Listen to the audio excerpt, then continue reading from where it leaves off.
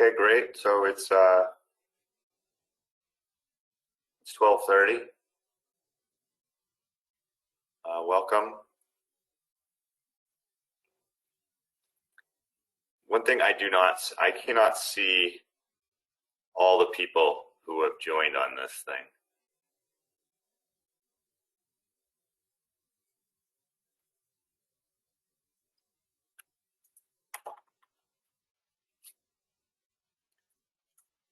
But that's okay. Looks like we've got some folks joining.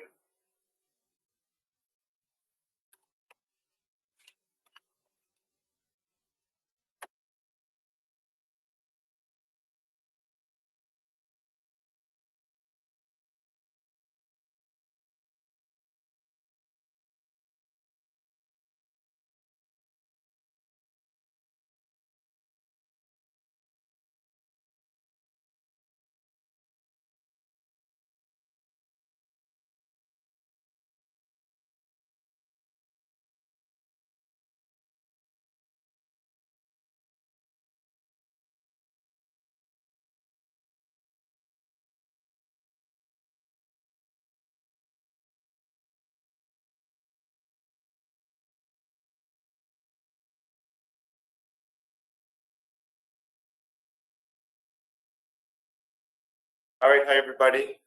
Keith Sampson here. Welcome to the Rhode Island seminar. This is the day of state seminars for Rhode Island, New Hampshire, and Connecticut.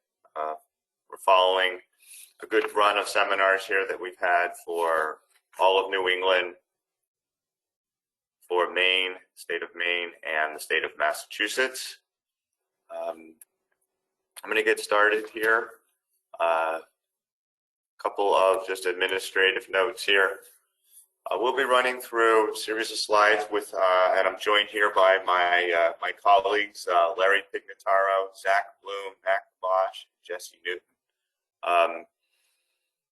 We didn't have a lot of questions submitted, so if anyone has questions towards the end here, they're welcome to submit those via the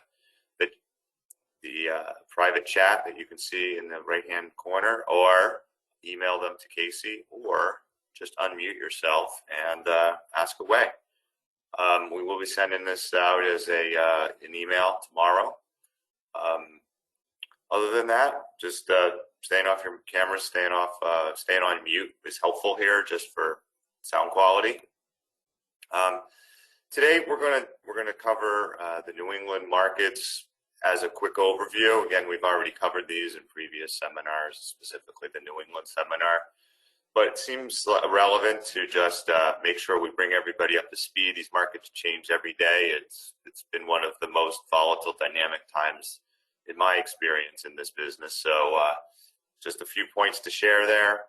Handing this off to talk about all the electricity components with energy, capacity, fuel security, and RPS. Some quick updates here on Rhode Island policy and utility rate cases, and then we'll jump into the question and answers. Again, we're excited to be here. We've done these in the past in person, and CES, as everyone probably knows, is up and running virtually. We missed the days when we were able to have a cocktail afterward and be able to interact and chat and network. Hopefully these days will be back, but we're doing our best to do this virtually, and everybody that's been participating, as well as those that have been presenting, have been doing a great job. And little plug on CES here. Again, our scope of services starts with procurement, but extends well beyond that.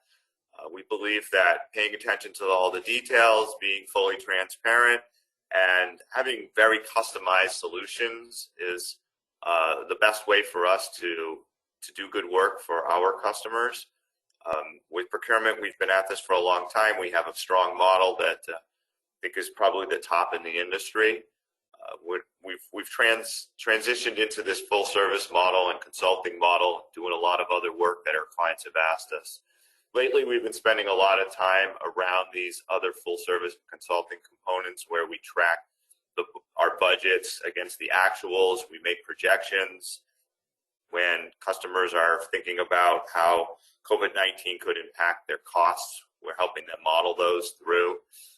And we're doing a whole lot of work around taking advantage of different incentives, marketplaces, working with solar, fuel cells, battery storage, cogeneration, and a lot of planning on what will the future look like on an individual business or campus as it relates to energy consumption as we move more towards electrification and regulations change, as well as how can people set up a comprehensive plan for climate action change. So all of that is what CES has been spending a lot of time doing, in addition to planning for these seminars.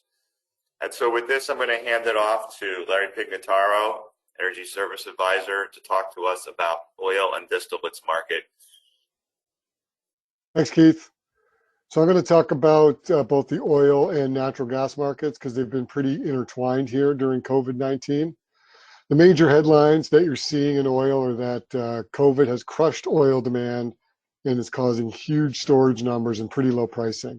You probably also saw that oil went negative in late April, and we'll touch on that in a minute. However, over the last couple of weeks, there are some early signs that demand is coming back as gasoline and diesel demand has picked up. It's about 40% week over week. And interestingly enough, data from Apple and Google apps is showing driving direction requests are surging. So that was interesting to see. So people are out on the roads, and also manufacturing activity in China is slowly returning.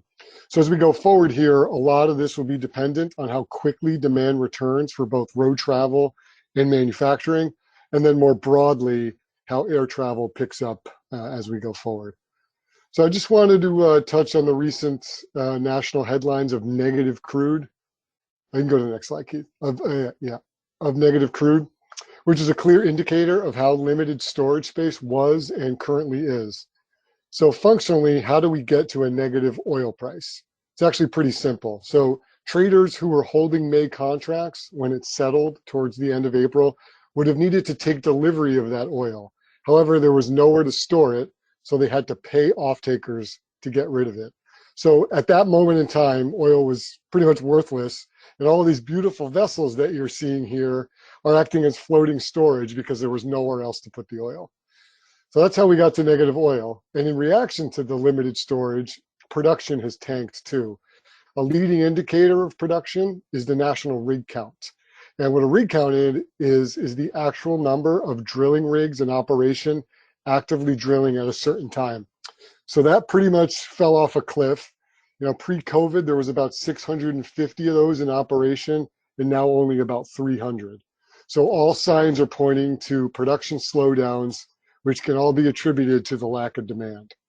So key takeaways here, you know, we're almost at historical lows in ULSD and gas pricing as refiners face higher inventory levels and storage issues due to the drop in demand.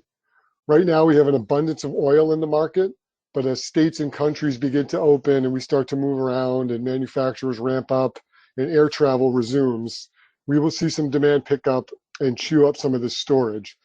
The market will hinge, as always, on basic supply and demand, but it'll be interesting to see how that next 3 to 6 months plays out as we get back to some normalcy. So short-term pricing is pretty favorable, so fill your tanks, and longer-term pricing is trending higher in a classic contango, so look to hedge for your future contracts. We'll move to natural gas. And as I mentioned earlier, the natural gas market has been tied to the oil market. When we look at the Permian Basin, where many of these rigs have pulled back, pretty much all those facilities were also extracting natural gas. And as we've seen those rigs come offline, we've seen a drop in natural gas production.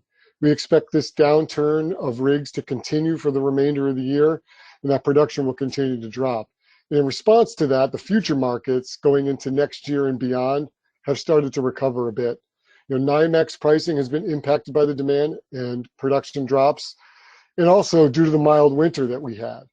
So as with oil, we continue to see weakness in the prompt month and spot gas prices with a low point that we can see here in March.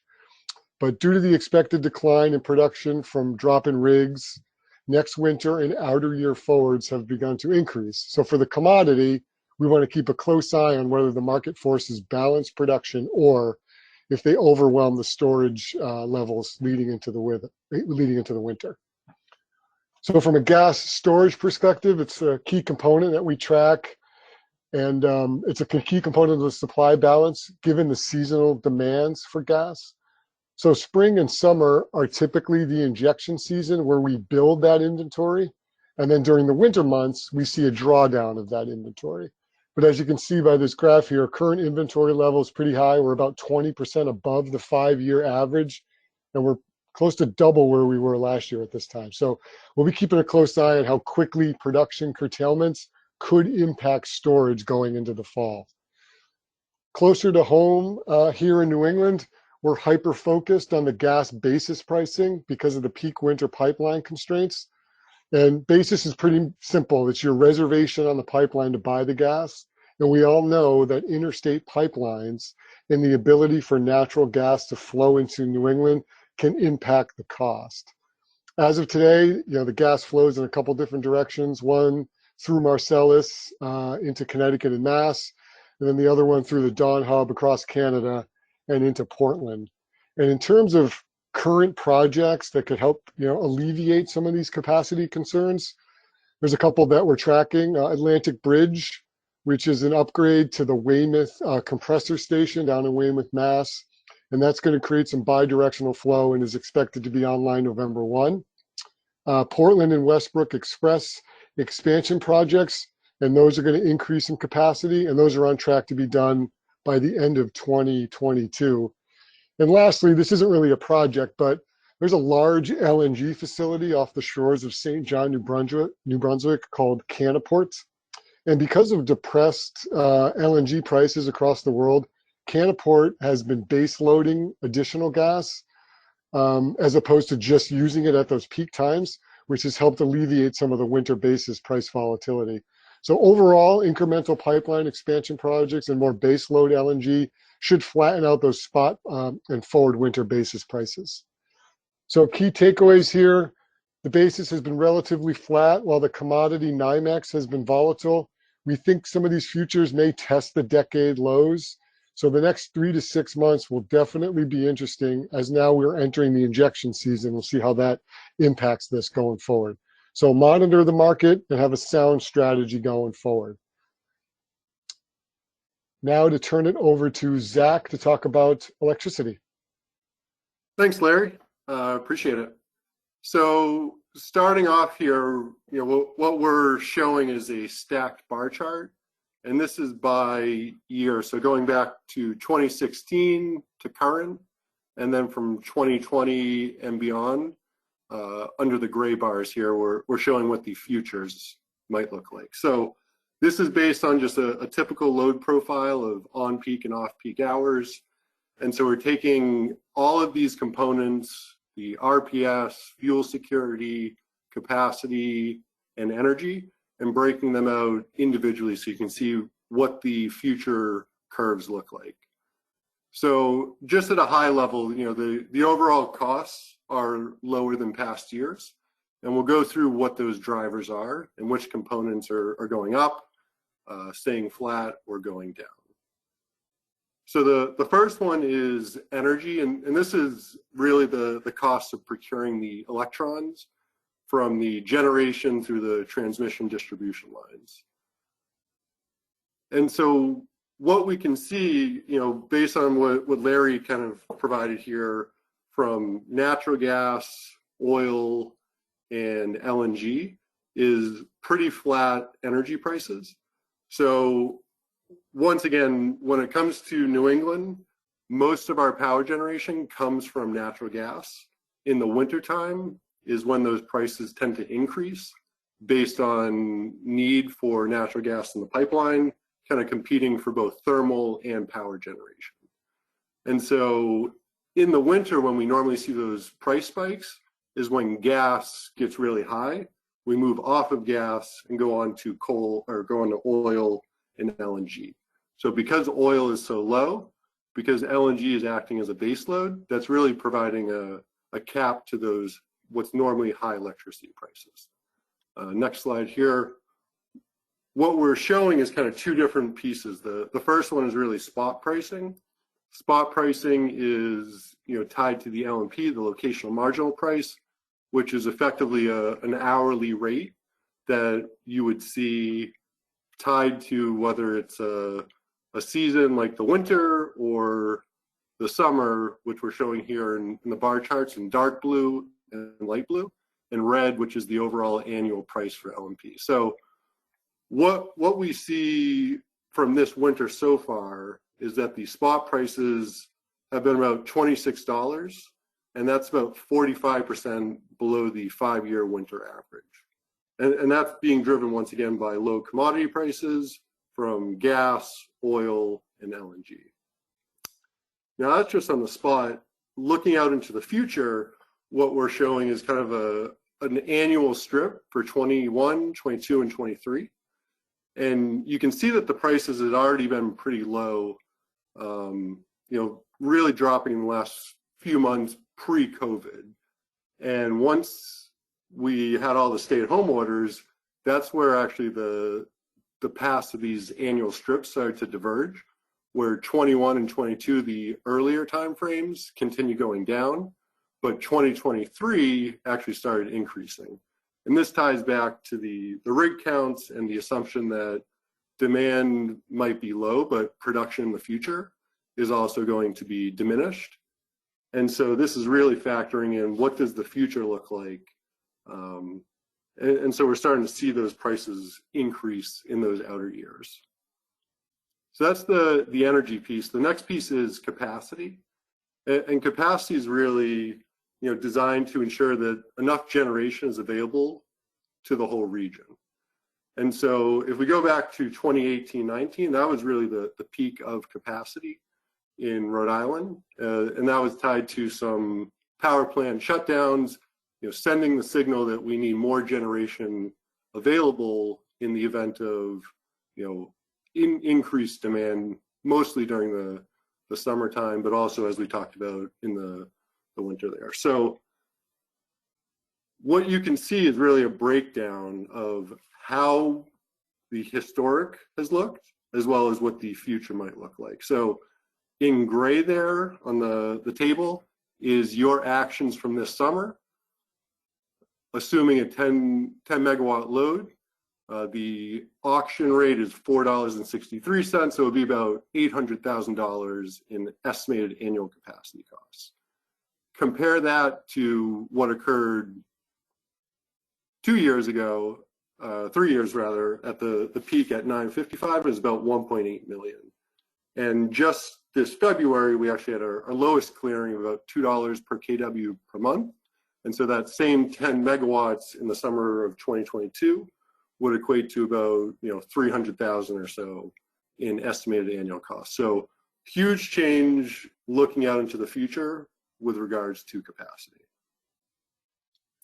Now the next piece here is fuel security, and this is at a high level, a study by ISO looking at both grid reliability, and having grid reliability is really tied to, is there enough storage of fuels on site during these peaking moments when we need that additional fuel in the wintertime. So what occurred was kind of two different pieces. The first is Mystic tried to delist and remove themselves from the power generating mix. And ISO said, you are a necessary power generator, especially in the Boston area. And so they went to FERC and applied for a tariff. Mystic, RMR, reliability must run. So this is one specific component of that that's ensuring that they don't delist and they stay on, and they will provide out-of-market revenue, which will be collected by all energy users on a pro rata basis and given back to the Mystic. The additional program, Inventoried Energy, was really tied to the old winter reliability program, and these are out in 23 and 24, and then those two programs will go away and be replaced with ESI, and this is energy security improvements, really designed to replace that inventoried energy program, and that will continue indefinitely. It's more variable depending on how cold it is, or is it a normal winter with the colder needing more fuel and thus providing more costs to be subsidized throughout all the energy users. So you can see at the bottom what those impacts will be, which is anywhere from $1 to $2 per megawatt hour over the next few years. Now, the last piece here is the RPS. This is the Renewable Portfolio Standards, and each state is a little bit different. In New England, and so this is really tied to what percentage of new renewables has the state legislated. And then those markets, similar to commodities, they're just environmental commodities, have supply and demand imbalances. And the overall intent is to incentivize new generators that are renewable, that will, generally speaking, decrease the amount of emissions on the grid and increase the amount of renewables out there from solar, wind, hydro, etc. So we'll get into a little bit more in detail here. I'm going to hand it over to Matt Gamache to get into more of the policy updates and a little bit more context on the RPS standards. Thanks, Zach. So as Zach mentioned, the Renewable Portfolio Standard is a state level policy. And to reiterate or put what Zach said another way, essentially it requires a percentage of any electricity served in that state to come from renewable sources. And the way it does that is by qualifying renewable sources to generate one renewable energy credit, or REC, for every megawatt hour of qualified renewable generation that they put onto the grid. That REC can be bought and sold and might have different classifications or categories depending on what the state might be trying to incentivize. But generally, suppliers have to look at the entire load that they're serving in the state, look at the required percentage of RECs, and then go out into the market and procure and retain the RECs associated with the required percentage. You can see here the required percentage for generally class 1 or new renewable requirements by all of the states in New England.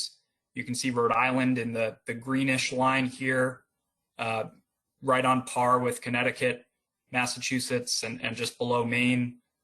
All of those states have goals that exceed 35%. Rhode Island's topping out at just under 40% by 2030, and then staying flat beyond that time. But that requirement comes with a cost. And on the next slide, you'll see we've got estimated costs associated with that Renewable Portfolio Standard that are slated to grow from 2020 out to 2030 by nearly a half a penny here. You're currently paying about $5 per megawatt hour, or 5 mils per kilowatt hour, and that's expected to grow up until $10 a megawatt hour and over $10 a megawatt hour, which is over a penny at that point. That cost is primarily coming from new renewables, shown in the green here. Those new renewables, that requirement gets to 36.5% by 2030. Those new renewables are typically wind and solar projects built either in recent history or built sometime in the future. Layered on top of that, there's a small requirement that stays static for existing renewables. This can be older generators. A lot of that's going to be sourced from biomass, hydro, etc. That's shown in the purple in this stacked bar chart. And you can see that percentage ramp up over time out until 2030. And even beyond that, Rhode Island's goal sets up to 40% by 2035. But beyond the Renewable Portfolio Standard, wanted to get into some of the other policies that Rhode Island's looking at. And especially on the renewables front, Rhode Island's made some pretty significant commitments that expand that Renewable Portfolio Standard or build on top of it. This past January, the Governor, Gina Raimondo, made a commitment to 100% renewable electricity by 2030. Obviously, that's a lot more aggressive than what is currently laid out in the existing Renewable Portfolio Standard. This governor's order essentially tasks the Office of Energy Resources in Rhode Island with creating a plan by the end of the year. Still TBD on whether or not that plan will be delayed due to COVID-19. But that plan is supposed to lay out some pathways for Rhode Island to get more renewables and lay out some potential legislation, which may include an expansion of that renewable portfolio standard we just laid out, as well as some state level procurements like the ones that have already taken place that I'm going to get into in just a moment here. That 100% renewable commitment builds on a goal that Rhode Island has already laid out, the governor's goal of 1,000 megawatts of renewable capacity by 2020. This graphic on the right is provided by the Rhode Island Office of Energy Resources, showing progress towards that goal. You can see currently the state's procured 866 megawatts of renewable electricity coming from a variety of sources there. That represents about half of Rhode Island's total peak demand, which tops out at right around 2,000 megawatts of electricity. So you can see that's an aggressive goal that Rhode Island is close to meeting, but still a long, long way to go to get to 100% renewable electricity by 2030. With part of that ambitious renewable target, the next logical step is to also look at storage. As you get more intermittent renewables on the grid, it becomes much harder to keep the grid balanced, make sure that the supply of renewables is always there to meet demands. And in January 2020, the PUC initiated a docket to investigate storage, look at programs in other states, solicit comments from solar project developers, and generally look at value streams that storage projects seek to monetize. And the broader intent is to eventually inform some policy and incentives to get some storage on the grid in Rhode Island to help balance out this growth in renewables. Along with the massive amount of growth in renewables, there's also the next question of what sort of form or contract through which Rhode Island gets those renewables. And this gets to the third bullet point here. In February 2020, the PUC opened a study on the existing net metering policy in Rhode Island, which is an expansive policy, but is currently only available to public entities in Rhode Island, where projects can generate a utility bill credit by exporting electricity to the grid. That utility bill credit can be allocated to a utility bill, and in exchange provide that end user, right now limited to public entities, with some savings. And this investigation may yield some changes to that net metering program, potentially a further expansion. In the past, Rhode Island has looked at expanding net metering to private entities, which would be a big step for the program. It would enable a lot more load in Rhode Island to take advantage of net metering. And net metering has played a big factor. It represents actually close to half of the solar represented in this graphic. The remainder of projects in this graphic are coming from the Renewable Energy Growth Program, a separate sort of feed-in tariff structured program that Rhode Island has set forward, as well as long-term PPAs that Rhode Island has required that utilities in Rhode Island, specifically National Grid, sign with renewable off-takers. And that leads to the final bullet point here, which is the Revolution Wind project. That's 400 megawatts of the 430 megawatts of offshore wind shown in this graphic.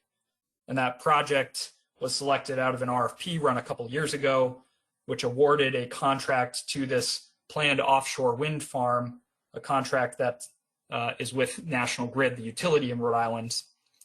Right now, Revolution Wind is confronting some potential delays related to permitting processes and COVID-19 slowing those down. Also potential disruptions in their supply chain. Currently, they still expect to meet their 2023-2024 estimated online date, but it'll be interesting to see how Ørsted proceeds and how things develop with the COVID-19 situation. But costs related to Revolution Wind, as well as potential future procurements coming through the state's utility, National Grid, may impose some additional costs beyond the renewable portfolio standard that we just reviewed, and those costs could show up on your delivery invoice, those costs paid for distribution and transmission to National Grid, which brings me to National Grid, the utility. And I'm going to turn it over to Jesse to talk a little bit about what's going on with National Grid right now. Yeah, thank you, Matt. So to kick it off on the electricity side, in April of this year, we saw some pretty significant changes to the National Grid utility tariff. So late in March, the Rhode Island Public Utilities Commission approved several dockets that have been factored into the new tariff.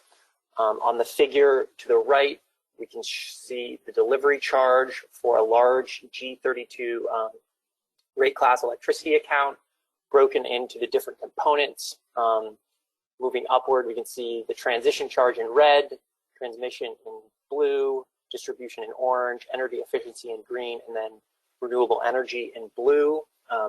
So with this April change, we've seen increases in the transmission, distribution, net metering, and renewable energy charge components.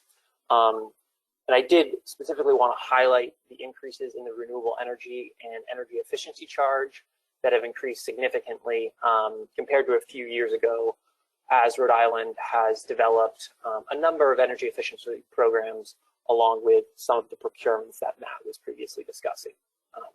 So for these large G32 accounts, the volumetric charge is going to increase about 17%, and you should expect your distribution charge to increase about 12.5%.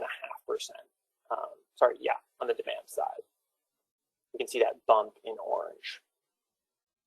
If we move to the next slide and look at gas, so similarly, we saw some changes to the gas tariff.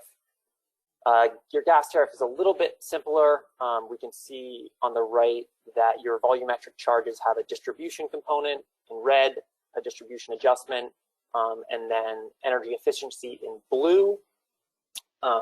Similarly, we're looking at a 4-year look of these charges and how they've trended. In April, your distribution component increased due to National Grid's funding of their FY21 Infrastructure Safety and Reliability Plan. This plan invests in upgrading their distribution services, transfer stations, peak shaving plants, among other things. And they're planning an additional spending of about $120 million, which translate into about a 9% increase, shown in that orange bar, effective as of April 21st. I did also want to highlight the increase in the energy efficiency charge effective at the beginning of 2020. That's shown in that blue bar. We can see that starting January 1, that charge increased as much as 40%, or by about 4 cents, to increase funding for these energy efficiency programs. And that pretty much covers it for utility updates.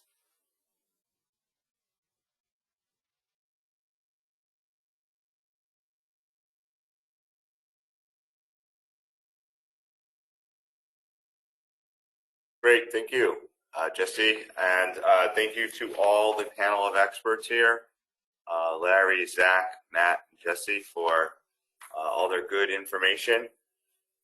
I thought I'd offer up if there were any questions that we've seen come in here, or if anyone has anything they'd like to discuss at this time. Otherwise, I would just remind folks of the upcoming sustainability seminar that we're going to have. This is really going to take a deep dive on what the world could look like with electrification and more sustainability measures. We've seen the states now do this through the utilities that we've just discussed, and now looking out into load profiles, changing consumption patterns, and how does that look in the future as it relates to carbon mitigation plans and goals, and ultimately get people to think about what would somebody be doing if they were planning for the future here on their own work site or campus. So if there's no more questions and no more commentary from the experts, I will bid everyone farewell. Nice job to the presenters, and take care.